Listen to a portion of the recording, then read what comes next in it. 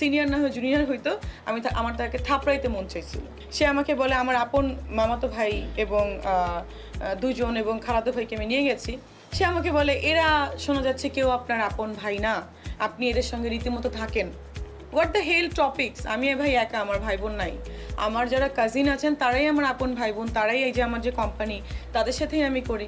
মানে আমরা তো কখনো ভাবিই না যে তারা আমার কাজিন, আমি তো আপন ভাই এরকমই ভাবি। আমি বুঝলাম না, সে বলে আমি নাকি কাজিনদের সঙ্গে থাকি।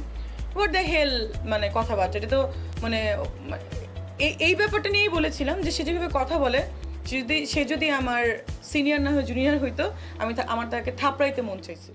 কিছু কিছু এমন কথা সে বলেছিল যেটা খুবই মনে করেন অপমানজনক। সে আমাকে বলেছিল তখন যে আপনি ডাক্তার হয়েছেন, এটা সার্টিফিকেট কই? আশ্চর্য ব্যাপার, বিএমডিসি থেকে আমাকে সার্টিফিকেট দিয়েছে, সে বলে আমার সার্টিফিকেট কই?